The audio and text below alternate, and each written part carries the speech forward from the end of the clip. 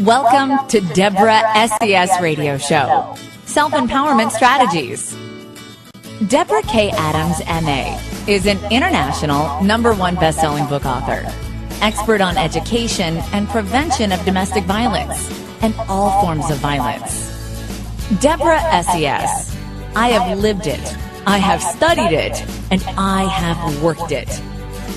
Debra's consulting business, Self-Empowerment Strategies, SES, evolved out of working with thousands of survivors of domestic violence and other forms of violence over the past 2 decades.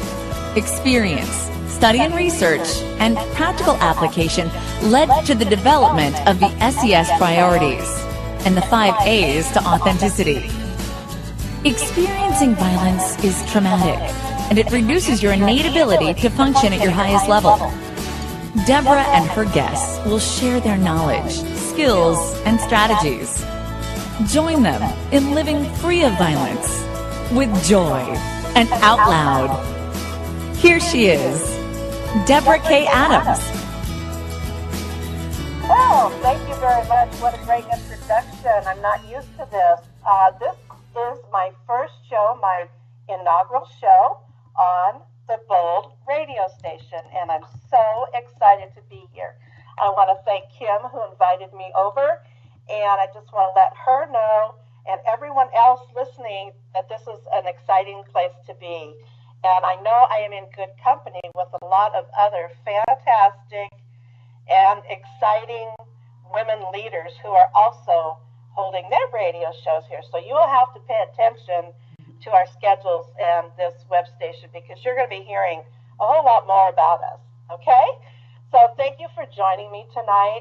My name is Debra, and I'm so excited to have this wonderful woman as my guest. And I have the fortune of knowing her through a joint project, and we have really connected on a special level.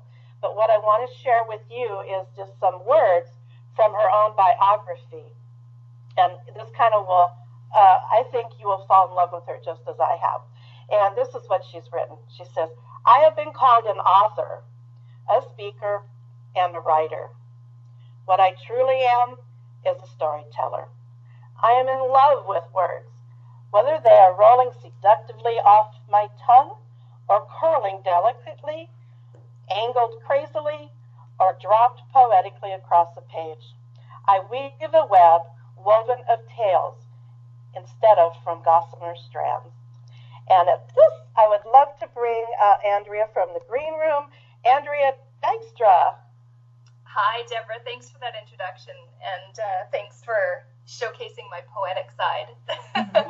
I do love that about you. You have many great skills and many gifts to share with me and our listeners, and in fact the whole world. Why don't you give us a little peek into your expertise? Sure. So, of course, you and I have joked several times about this, that I have so many certifications that I should be certified. And I always like to preface that with saying that it is a journey, and that it took me some time to really learn these things in order to heal myself. And that's what I went out to do. So it wasn't an egotistical, I need to do everything. It was simply, this is what I need to do to heal. So I happen to learn these things to teach them. And probably most important for your listeners would be my skills as a life coach, and as well, obviously, my storytelling skills. Yes, that's right. Yeah, but I'm quite often known as the empowerment coach, as a sort of a catch-all. Okay, and that's important, and that's one of the reasons why we connect so well, I'm sure, is because we're kind of on that same vibrational line. I, too, have learned a lot in order to heal myself, and so I think this is a great way to showcase your experience. Let's tell the listeners how you and I met. Do you want to start? Sure, I will. So Debra and I met on the Missing Piece: A Transformational Journey, which was a collaboration of 27 authors from around the world. And how that began is actually we had a Facebook group that allowed the co-authors to speak to one another outside of the actual project. And yeah, Debra and I, we just connected and it's been great. We've been fortunate to have a few radio shows together so far, and really it's just always a joy to be on your show, Debra. Oh, I appreciate that. And I think the really wonderful part about our book project, Andrea, was the mission of the book, which was for people who had experienced something traumatic or big in their life that impacted them in a really meaningful way. And every single one of the beautiful women who authored this book with their chapters has the desire to help others. And so what we're all hoping for is that the readers will learn or get ideas on how to work through whatever it is they're experiencing, and maybe not have to go through the long healing process each of us went through as individuals. Do you agree with that? Oh, for sure. Yeah, that's the one thing that really got me excited about the project in the beginning was it was completely in alignment with what I do. I mean, I'm teaching women how to take back their personal power and release destructive patterns and unpack their trauma baggage. And, you know, coming from that place of taking 100% responsibility for the life they're creating. So when I saw the opportunity to share a story and actually help them initiate their own healing, that was just a draw for me right there to come in and join the project. Absolutely. And I think my similar story is that having experienced violence in a really impactful way, and then my career began where I was working with other survivors who had experienced violence. And there's kind of this stigma in a professional kind of code of ethics, if you will, that says you're not supposed to share your own story, and you're not supposed, because then you're focusing on you. But what I have found in that it's a great way to build trust and relationship, and it's also a great way for people to know that you're a safe person and that they can talk to you and they won't be judged. What do you think about that? I absolutely agree with that, Debra. It's just been such an honor for me because I often say I share my stories to initiate healing within others. And it's been the case that I've shared my stories and people then will come forward with their stories and they've told me, you know, how much they've been able to heal just by listening to someone else who's gone through similar circumstances or even just any sort of trauma and openly shared about it instead of having that sort of shame piece hanging over them. So it's been so inspiring to see all these people healing and wanting to share stories of their own as well. Yes, and I think it's very rewarding as well to know that some of your words have impacted another person's life. Oh, yes. That's so kind of like the pot of gold at the end of the rainbow, right? Yes. So I know, Andrea, that you have other books. Do you want to talk about those? Yes, I'll give you a little, just a little taste of it. So during my last, I think the 11 months out of the last 14, I was basically bedridden. And what that actually afforded me to do was write. And so I ended up writing 8 books altogether. And it was quite the experience. It was the only thing I was really able to do was write and just sort of release, and that it was very cathartic for me. So it was just, I guess, exactly where I was meant to be, and I accept that it was that beautiful moment where I was able to move into alignment with my creative self. Uh-huh. So one of the projects that is within those 8 books is a trilogy called Shortcuts to Spirituality. And that has been getting a lot of attention because I've been sharing little pieces of that with people, and I'm really excited about that. Yeah, I noticed you used that hashtag, Shortcuts to Spirituality, and I wondered where that came from. That's awesome. Do you want to tell readers where they might be able to get those books? Yeah, so the books aren't released yet. Okay. They will be released throughout the year. I'm hoping to do a 4-month release sequence so that one will be released, every 4 months, and that way throughout the year, the whole trilogy will be released. So if they want more information, they're welcome to go to my website, which is Dykstra.com. And the new website, shortcutstospirituality.com, is in the design stages and will be up at the end of this month. Wonderful. That's absolutely wonderful. Yeah. So tell journey. What was going on with you before you became bedridden? Do you want to? Is that anything you'd like to? Yeah, share? I think the journey itself was pretty important. What happened last year, this time actually, is pretty incredible. The difference in energy and vitality and everything. I was bedridden. I was completely exhausted. I was depressed. I was anxious. I was going through what the medical community calls adrenal fatigue. And for me, what it actually initiated was what we like to call in the spiritual community the dark night of the soul. So through this disease, I was purged of absolutely everything. So all the constructs of my mind that I had created completely dissolved. And I started dealing with anxiety, which is something I've never experienced before. It took me completely by surprise. And I faced a decision, really. Should I go into the fear or just give up? And that's how desperate I had become. I remember writing that the introduction actually to Shortcuts to Spirituality was, it's sort of a poetic journal entry that started with, I can no longer see the face of God.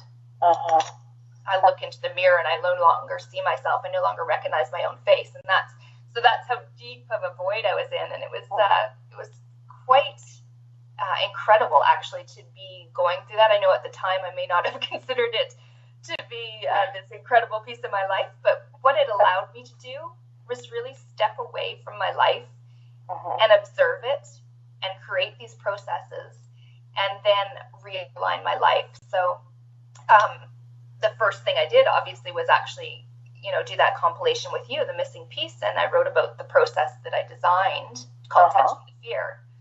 So it's pretty incredible to be able to share something of that nature, right after going through it. Right, that's an extremely personal experience. Do you think that, so you were physically unable to motivate around, right? Yes, the adrenals are responsible for all the hormones in your body. So when they shut down, you're not producing anything. So my whole system was sort of in this, they call it fatigue, but I mean, for me, it just felt like death. It was death, but you're still living. So all you had left was your mind. Yes. And your spirit. Yes. And you're trying to come to terms with that because you are a very active person, my dear. Yes. Tell the listeners some of your really wonderful and adventurous experiences. Tell us about going to Asia. Oh, for sure. So Southeast Asia was absolutely a trip of a lifetime. I went with my husband, and it was his first time traveling overseas. And of course, I had already been around the world. So for me, it was really interesting to experience it with a partner.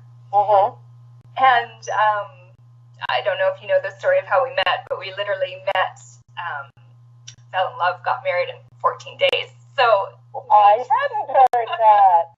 Why you been keeping that under wraps? Thanks for sharing that.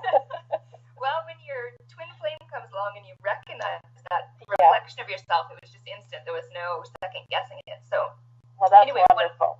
And one of the first things we did was this trip around the world together. So it was very, very enlightening as far as relationships go because you're with a new person and you're going through all these experiences. And since he'd never traveled, everything was really quite new. And our concepts of the trips were totally different as well. I had packed one way and he had packed another way. I'm sure.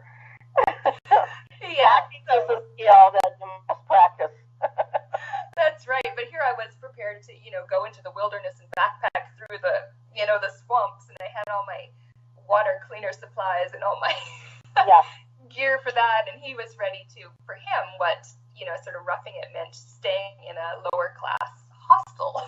Oh, wow. So he was a big environment change for him, too. Yeah, it was. And it was an incredible adventure for us both. And actually, I just wrote about part of that adventure in the I Am Enough magazine that just came out today. So that was, It was unique to be able to share that story as well. Yeah. Yeah. So how long were you in Asia?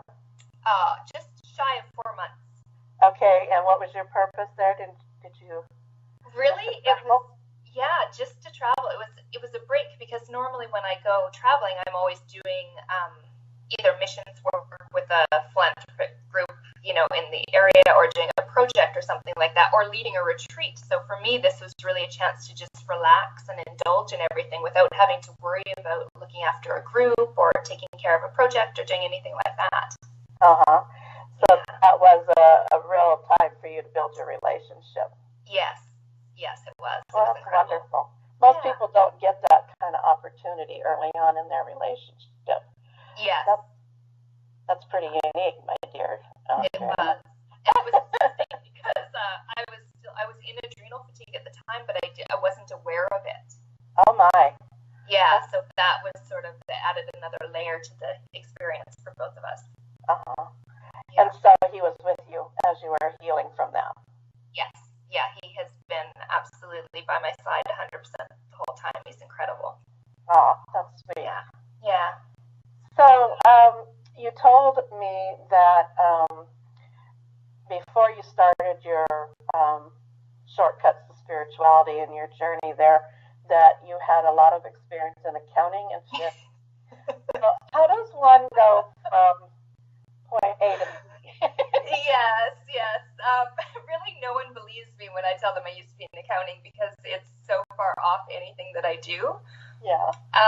And what I would say to that is that I went into accounting straight out of college, and at that point, I had not yet dealt with any of the abuse in my life, so I had not spoken to anyone about it, even though it had ended when I was 14, but I still hadn't, spoken out about it. So what really appealed to me was the tidiness of the accounting. It's, everything had its place, and as I was able to do that, I sort of felt like I was in control. It was one area of my life where I had control. Sure. So it's really interesting because as I outgrew that need for control and started to heal myself in other ways, I started looking at accounting and thinking, I would talk about it. I would say it's eroding my soul. Oh, yeah. So that's good to start realizing that. that was the cause of it. Well, we all know when we need to move on, right? So that was sort of my little push to get out of there. So did you go from accounting then into fitness, or was that in the same business? Yes, no. So I went into fitness after that, and I think probably a lot of actual sexual abuse victims may go down this path just because, again, it's reconnecting with the body and learning how to look after your body. So for me, I went into the fitness, and I became a registered fitness trainer, professional fitness trainer, and then it turned out that wasn't enough. So I moved from that into becoming a sports nutritionist, and I just sort of kept moving forward because I knew there was more to what my clients needed, and I was trying to really serve that need. Right. Yeah. Well, and that it's important because we're complex human beings, and most of us think that we're kind of one-dimensional, but we're so multi-dimensional that so your story is interesting, and I'm sure it is resonating with a lot of listeners, because when I was 18, I didn't have any clue I would be doing what I'm doing today. And you always wonder, wow, this is a big difference than what I thought when I was 18.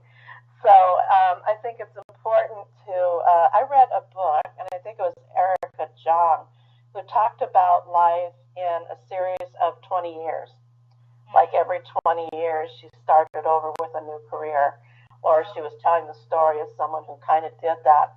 And I kind of used that then to frame my life.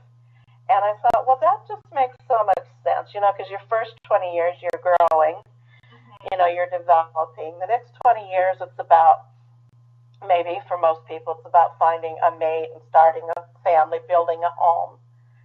And then the next 20 years, when you're in your 40s to 60s, you kind of see, well, I think there's a little bit more to life, and I don't know what that is, and I wonder what it looks like for me, and those kind of things. And then I'm just now approaching the next category, which is 60 to 80. And so I'm thinking, well, this has been a really good way for me to frame my life and give me a perspective on, so I don't feel like I'm flailing, wildly, because some people say, well, make up your mind. You can't make up. I can't make up my mind. There are so many things I want to know and do and try. And you are a living example of that. And we do joke about your certifications, but I think that's great. I think it's great to try and to learn. And, you just don't say, I'm going to take this 4-week course here and get a certificate, and then I'm going to go take this. It's an evolving process, right? Yes, for sure. I mean, we are dynamic beings. We're meant to flow and change and keep moving. So, of course, it makes sense that you're not going to know everything that you want to do when you're 20 and, and when you're 40 and when it's always this constant state of flow. So I think it's beautiful that everybody keeps exploring, who am I? What do I have to offer this world? Yes. Mm-hmm. And I know that a lot of people who say, well, I can't do that because I have a job and I have responsibilities. One way that helped me when I was feeling in that thinking process was I started volunteering. And that was a really great opportunity to try things out in a really non-threatening way. Yeah, that's a great way to do it, for sure. And I would... Go ahead. I was just going to speak to that when you say, because I get that all the time, I have no choice, right? Clients are constantly saying, well, I have no choice. And I think back to in 2007 when I made a decision we were moving, my first husband and I were moving back to New Zealand, and I was literally in the airport, and I had called my mom in the morning, and I said, what if I don't want to get on the plane? And she just said to me, very simple words, she said, then don't get on the plane. And I mean, it's that simple, yet it is complex because there's all the stuff about, okay, how do you tell this person that, okay, I'm not moving to New Zealand with you. I'm not going to be getting on that plane. I'm not going to be pursuing this life with you. I'm going my own way. Yeah. And I did that. I stood in that airport and I did not get on the plane. And I said, I'm not getting on the plane. And, there was obviously some conflict going on because his aunt was there she was literally saying, can't you just get on the plane and figure it out there? And I said, no, I can't get on the plane. So, wow. Yeah, it's really a matter of understanding that we always have a choice, even if it's between two, things that we don't consider choices. And I think the general practice that people are thinking is that you should have just got on the plane and figured it out once you got there. Yeah. But that's not living to your own truth, right? To your own intuition. Let's talk about intuition. You and I are big believers in intuition. So you got that message from your intuition, right? Absolutely. And it's such a juicy place to explore because it really does tell us exactly what we need to know. And it's not about even understanding maybe why you shouldn't do something. It's just understanding that it's a no for you or it's a yes, whatever the case is, and not even needing to know anything further than that, just trusting yourself. And I think the really hard part about that is if what you're doing does have any kind of impact on someone else, how they try to convince you to ignore your intuition when you're already probably a little doubtful yourself, right? Yeah, so it's that moving into the place where you're confident with your own intuition and actually trusting yourself. And of course, that's a process in itself. Yeah. I can that scenario that you described, I can see so many people in my life that have been in a circumstance where they just went ahead and did it anyway. And I think I might even apply that perspective to when I met and married my children's father, who was an abusive man. I think there are some things in my mind that I was thinking weren't a perfect match, and yet I found myself just agreeing and going along with whatever he proposed. And that was truly the start of a long involvement in a 17-year abusive relationship. And that really erodes at your self-confidence. Yes. Yeah. Your ability to think clearly. Yeah. And all those things, because you just kind of many survivors will say, I felt like I just lost my voice. Yes, that's a great analogy for sure. And I think because we always talk about that too, as we speak out more, we say, I'm finally using my voice or finding my voice. How important that is. And you think you don't have a voice when someone's controlling you, because you don't, because every time you use your voice, it gets demeaned or diminished, or you're told to be quiet, or, do what I say, all those kinds of things. And it keeps impacting on you to the point where you stop trying. Yeah, and that's why I think it's really important to inspire women to move out of situations with that. Well, anyone who's in a violent and abusive situation to make that choice. And as hard as it may seem in that moment, you do always have that choice, and you can get out of it, even if you need help to do that. Yeah. And I was working in a shelter, so for most of those 20 years, and amazing that how many people would come in and say, I just don't have any choices. And I remember feeling that way too. And I don't know, it's not a prescription you can write for someone how to figure that out, right? Right. Yeah. so tell me in your personal coaching how you would work with someone who feels in that sort of scenario in their life. Yeah, when they feel stuck without choice. Yes. I would say pretty much that almost every single one of my life coaching clients feels that way when they come to me, because they're trying to fix something that's in their life where they feel stuck. So whether that's a limiting belief, or whether that's a weight issue, or a relationship issue, or a job issue, it's really all the same issue. And that's, they've lost their focus that they have a choice in the matter. So the underlying teaching of all of my strategies, all of my coaching strategies, whether I'm working specifically with a person on relationships, or with jobs, or with weight and health, is to teach them about choice, how to make informed, conscious choices versus the subconscious sabotage game that we play. Right.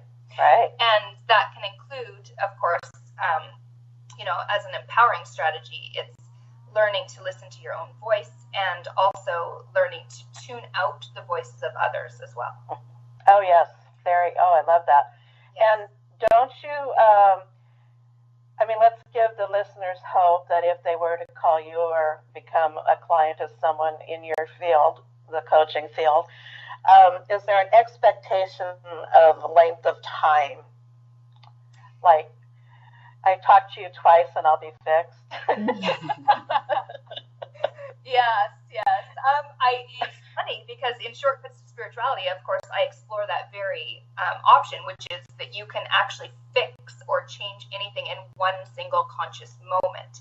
Now, of course, it is. And of course, most of us aren't there. They're not in that single conscious moment. So there's processes that need to be, undertaken first in order for them to actually get to the place where they can make that conscious decision. So for each person, it's obviously different. It really depends on their history, their experience, how willing they are to change. And of course, all the clients that I deal with, I specifically say that I'm looking for people who are ready to take 100% responsibility for creating their own life experience. So that in itself really helps the time frame for somebody healing. If you're willing to be responsible and not play the victim or say, it's so-and-so's fault. Right. So is there a way you can help them assess that if they're not there yet? Sure. Yeah, so there's tons of assessment tools that I use and processes and methods that we can just cut through right to the chase. And of course, being an intuitive, you tap into what they're not saying half the time, so you just go right there. I'm very direct, so it works pretty great. Yeah. Yeah, and I think, again, I like that intuitive part. I think it's something we're born with. All of us have it as human beings, right? Yeah. But what age do we start to not listen to our intuition, do you think? I don't even know if it's an age, because if you think about, for those of us who are trauma survivors, for instance, for me, I was kidnapped at 2.5 years old. I was raped before my 3rd birthday. My psyche started being eroded right from the beginning. So even if I believed as a small child that something wasn't right, or I had that knowing, I wouldn't have been able to really control that or tap into it or use it as a source of getting you with safety or trust. So I think it really depends on people's circumstances and their life experiences. It really begins to erode when you stop trusting yourself, essentially. Oh, that's a good point. Yeah. Good point. We don't always recognize that when that happens. No. That's right. It's quite often it's hindsight. Yeah. Oh, well, yeah. 2020, right? Yeah, exactly. I'm really good at hindsight. Yeah, I think we all have a gift. Oh, look what just happened. Now I get it. Yeah. Oh, gosh. So, I like to talk about self-empowerment strategies, and that's kind of your connection to people, too, is the empowerment piece. So is there like 1, 2, or 3, or any kind of number of tips you would like to leave with the listeners? Sure.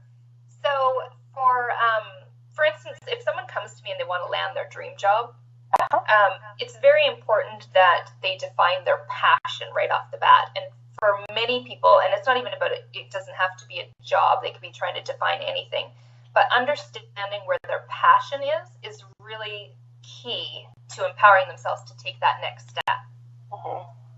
So really getting a hold on what is my passion, am I living it? I know so many people, and I've done this myself when I was in accounting, I'm stuck. I have to do this for the money, and I need, those types of things start to, bog down your mind and your thought process. But really, when you stop and actually look, well, what is my passion? Most times it's completely in alignment with your gifts and talents. I mean, that's a very shortcut strategy to finding your passion right there. What do you enjoy? What are you talented at? And then see how you can turn that into a career or bring it into your relationship or whatever it is that you're looking to create. So I like that. That's great. Yeah. So finding your passion is key for sure. And then a lot of my clients come to me, they're trying to attract their soulmate or their twin flame, especially because I share lots of stories on, my twin flame and how easy that was supposedly, but they don't have all the backstory of the years of abusive relationships and, the other choices that I made. Right. But when you think about that, when I really went into that process of, okay, I'm ready now to attract my twin flame, it became about becoming the one that I was trying to attract. So whatever it is that you are trying to attract in your life and realize that you are creating it, you need to become that, because then it will be reflected back to you. So if you're looking for someone who's kind, you need to be kind. If you're looking for someone who's truthful, you need to be truthful. It plays out in all of our mannerisms and emotions. So basically, I just term it become the one. I like it. Good job. I think that's awesome. Yeah. And then for me, a really interesting one that I came across for growing your business, and really I can apply it to mine as well, is when I was going through the different stages of my business. So until I got into life coaching, really, all of those were sort of a roller coaster. I'd be inspired and I'd be doing it, and then it's kind of dull, kind of lose the shine. And what I realized is that when you move into a place of complete authenticity, where you are expressing through your passions, through your gifts, through your talents, and that becomes, your main focus is being authentic to whatever it is that you want to create, then you can grow your business, you can improve your relationship, your family, whatever it is, by being authentic. And of course, you teach the 5 A's of authenticity, Debra, so you know what that's all about. Oh, yeah, that's really important to me, that authenticity piece. Well, I really appreciate you sharing those, and I hope the readers were thinking about that, maybe how to apply some of those to their lives, because there's no one size fits all. There's no one perfect answer for every person. And every time you and I talk, I always come away with little morsels of inspiration and wisdom, and I really appreciate that. I think that for me, when I was working in the anti-violence shelter, I was a support group facilitator, and we did it weekly. And so at the end of the group, I would say to the women, what do you want to talk about next week? And they would throw out some topics or some concerns that they'd like a little bit more information. I said, okay, well, besides our regular support stuff, I'll bring that to you. And what I found when I then researched that question or concern that they posed to me was, wow, that's really useful to me as well right now in my life. and that these women in these support groups are really teachers for me as well. You know, I almost felt like they were giving more to me than I was giving to them. But I guess that, you know, just that sense of gratitude that I could at least be there to hear their stories and, you know, safe place, no judgment and support and those kinds of things. And we could have those conversations. And probably 201, every single survivor that I worked with had said something along the lines of, no one's ever just listened to me before. Yeah. So I think that, how would you work with, you know, a person or client that was bringing those kinds of experiences to you, or they hadn't been heard? Yeah, and again, that happens with so many of the clients that I see, because that's what they feel like, is they're not listened to. And of course, part of that is they're not actually speaking out authentically. But the other part of that is it could be the relationships, or it could be that they're actually, you know, the people in their lives aren't listening to them or aren't able to hear them through their own issues. So for me, it's more about, I mean, I always listen to my clients in a completely non-judgmental space where I'm not judging anything. They're free to say anything they want. And in fact, because I'm an intuitive, when the message comes through me for a client, often I say to them things that I don't even agree with. So I might have to say to someone, well, you know, you're supposed to be very exploring of your sexuality over the next, you know, however length of time it is, while you figure this particular thing out or something. And maybe for me, it's not something that I would agree with, you know, depending on what my thought process was. But just when they actually understand that you're caring for them and that you're listening in this non-judgmental manner and that you're offering them advice that is specifically for their benefit and it's not going through my own filters, I think that they really, what I've seen anyway, and the response that I get is they respond so well. They feel comforted, they feel cared for, they actually do feel listened to.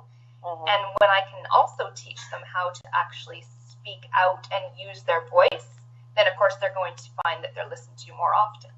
Yeah. And what about if someone is in that place and they're not able to express themselves, is there a way that they can kind of become that listener for themselves? Does that make sense? Yeah. Okay.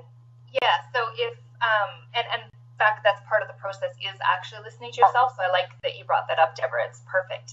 That's probably the most important part, is that you're listening to yourself first. And that's twofold. That's listening to the internal voice, your intuition, again, and of course it's listening to the words you speak and how you speak.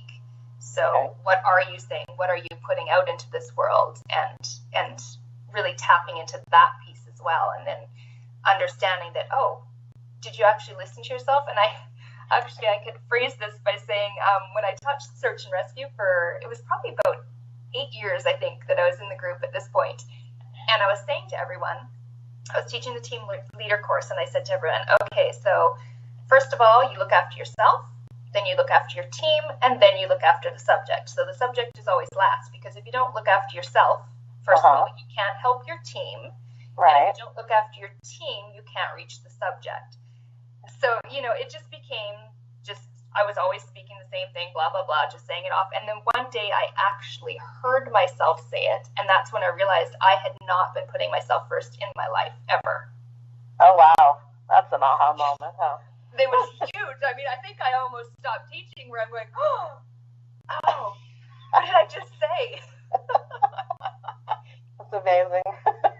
Yeah, so literally actually listening to yourself speak and becoming that observer is really helpful. Yeah. I was working with another kind of thought leader, and she said there's another voice in our head, and she called the voice the doubter. Do you think the doubter is related to our intuition, or you think they're separate? Yeah, I definitely think they're separate. The intuition is what I would call, say, our truth, our core, our actual being. And the doubter is, of course, the ego mind, which likes to tell us that things are fearful or that things are painful or that things aren't going to work out or whatever the worst case scenario is. And really, it's trying to keep you safe in a way that it's been programmed to throughout your upbringing, but it's actually creating these blocks for you. So yeah, I would definitely say the two are separate entities. and then we go, oh, I have too many voices in my head, right? Yes. I don't know who to listen to. Yeah. Well, you have just had an incredible life, and you have an incredible amount of knowledge and experience to share with everybody. And like I said, I certainly do appreciate you coming in on my show. You are a successful business owner. You're a #1 international best-selling author. You have a full life coaching practice. You said you've written 8 books that are currently in the process of being published. What's next for you?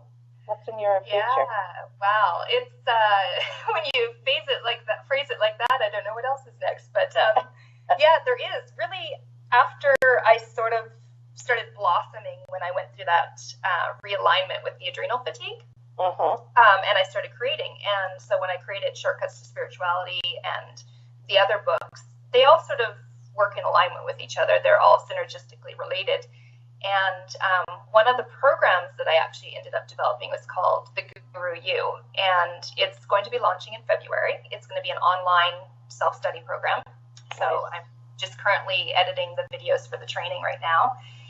And that is going to work beautifully with Shortcuts to Spirituality, and it's also a great standalone. And essentially, it comes back to that, teaching people to reclaim their power and taking 100% responsibility for creating their own life experience.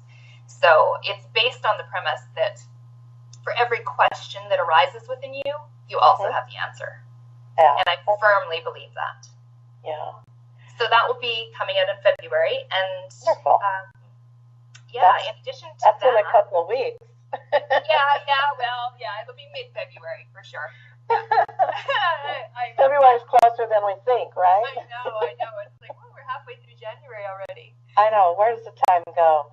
Well, I was thinking that you say create your own life, and some people have issues or thoughts around the word create. And have you heard people say, I am not the creative type, I have no creativity? Yes. And how do you respond to that? What's a good way to get them open to that? Well, because I'm so direct, I generally say that's a lie. And then from there, we discussed that creative energy is exactly the same energy that's from the universal flow. So it's sexual energy, it's creative, it's stimulating, it's all of those things. It's that alive energy that we are all born with and that we all have. So perhaps you're not a painter, you're not a poet, you're not a writer, you're not a photographer, whatever it is that you consider artsy or creative. Right. There's creativity expresses in so many different ways. When people are creating content or even in their job, whatever they're creating, if they're, they could be creating an actual physical product, that is creative energy. When you tap into any of that, that's creative. So I just ask that people are willing to explore that they are creative in a different context. Yeah, and don't you think you can be creative in how you create your home? Oh, yeah. Or in your cooking, your meals? Oh, all of it. It's all how you manage your budget. Yeah. Although creative accounting is frowned upon. Yeah, and it doesn't ever add up. No. There's always someone standing there with their hand out. Wait a minute. Yeah. But that I was one of those people that said a long time ago, I'm not creative because I don't paint, and I don't sing, I don't dance, and I don't, I really never considered myself a writer. And in fact, many people would be surprised to hear that I never thought I would ever be speaking publicly, but here I am. So, I loved debate class in high school, but I hated speech class. Interesting combination. Yeah, I like the debate part, but the speech class scared me, witless. But so you can grow into those shoes, and if you want to, there's a way to do that. But Yes.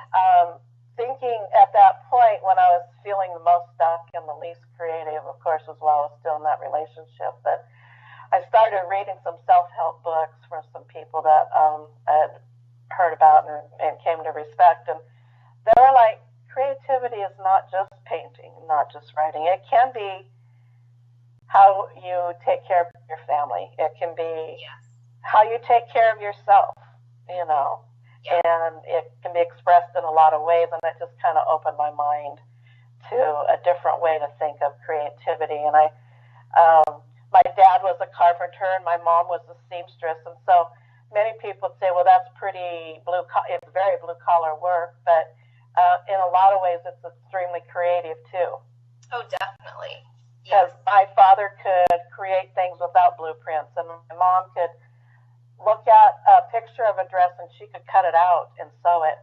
Mm-hmm. And, I mean, that's true. That's artistry, but just of a different kind, you know? Yeah.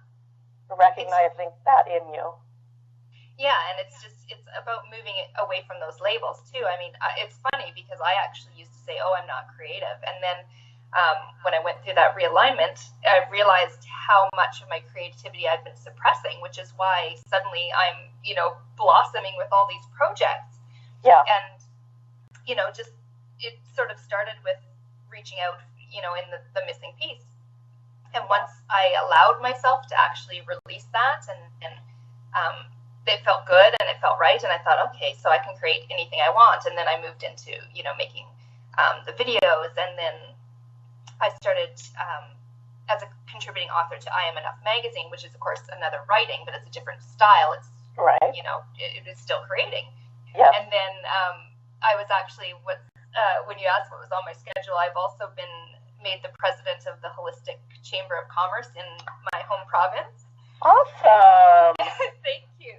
And that's wonderful.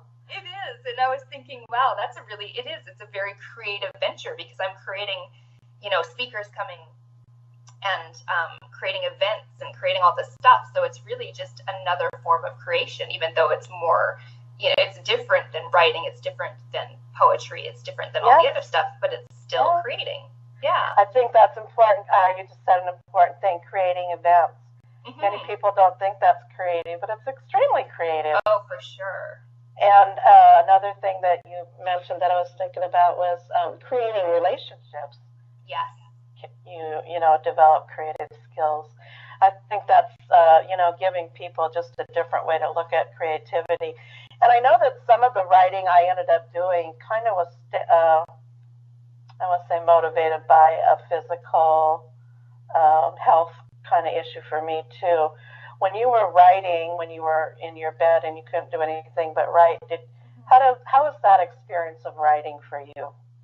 Oh, it was so freeing and releasing and cathartic. It was literally all I could do. I mean, there was 2 months where I couldn't even leave the house because the anxiety was so bad. And it's funny to watch as an observer, because I knew there was nothing out there that was, you know, harmful, but I could not move myself beyond the block at that time. Right. So just being able to write about the experience, because I also wasn't interacting with anyone. I wasn't on social media. I wasn't going out. I wasn't speaking with anybody on the phone. I was completely, basically staying in the house, and my husband was helping me, and I would speak with my mom, and maybe one of my other girlfriends. But other than that, it was just me and the writing. So I found it so freeing. So because of the lyrical introduction we gave to you, does that kind of writing just kind of flow from your pen? Do you kind of then wonder sometimes where that came from? Absolutely. And I actually, like what you said, when you say flow from the pen, it literally does, because I handwrite everything first. Even the content on my blogs, the content on my websites, everything is handwritten first. And I allow that flow. And when you said that poetic entrance tonight, it was so funny because I was laughing. I was just finishing up a blog, and I said that in that blog, I said I've been a little afraid of my poetic sides. You know, I was scared to be vulnerable and naked and raw, and then I just exposed you. Yeah, but it was perfect. It was perfect timing. And actually, what's really funny is on this Thursday, I'll be presenting at the Inspired Word Cafe my poetry. So awesome.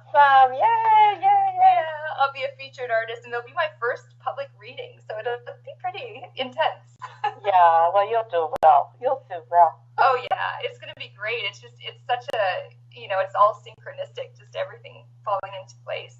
Yeah, so I like that term too, and I use that a lot when I'm trying to frame things and the way things occur in my life, the synchronicity. That's a really fun word for me. Yes. Yeah, so I have a funny story about that. Is I usually write down things that I want to happen. Yeah. And I got that advice from one of my authors that I connected with, and said, write it down and look back, later, and you'll be surprised at how much of what you've written down has happened for you. Mm-hmm. So I have my youngest son. I have 8 grandkids from my 3 older kids, and my youngest son is married. And I told him, I said, I'm not trying to give you pressure, but I'm telling you what I wrote down. And I wrote down that I'm going to be a grandma this year. And I said, so I just want you to know that those things usually come true for me. So just telling you. Get prepared. It's going to happen this year for you, I think. That's right. That's right. Although it's a little hard to set intention for others, isn't it? It is. It is. But I'm giving them hints. That's good. Write it down and That's make right. it. So, plant the seed. that's what a mother does. Plant the seed, exactly. I have no control over them, and I don't need to because they're great and wonderful human beings. But I'm sure. There's never enough grandchildren. I have 7 right now, and so 8 would be a perfect even number. Yeah, you're so blessed. That's wonderful. Well, thank you so much for joining me tonight on my first show on Bull Radio Station. And I'd love to have Thank you later for listening. You can reach Debra at Debra. All right. Well, I really appreciate that. And while you sit and rest for a minute in the green room, I'm going to tell the readers that this next week, January 17th through the 19th, I will be in Pomona, California, and I will be a workshop presenter and kind of a host of a trafficking on conference. It's called Southwestern California Conference Against Trafficking, and it is sponsored by a group that I am part of. It's a nonprofit called National Women's Coalition Against Violence and Exploitation. And I'm one of the founding mothers and the program chair of that organization, and we are going to be in California, and the group of us, a couple hundred of us, getting together to talk about the impacts of human trafficking, particularly sex trafficking and all forms of violence. And I'm really excited about being there because I always love the networking piece of it. So if you're in Southwest California, Pomona, California, it's going to be held at the Sheraton there, and you still have time to register. So you can follow me on Facebook. You can find me on my website. That's available on my page. My website is Debra K. Adams, SES.com. So just spell my name out, and it's DebraKAdams, and then SES, which stands for Self-Empowerment Strategies. So I'm so excited to have completed my first show on the Bold radio station.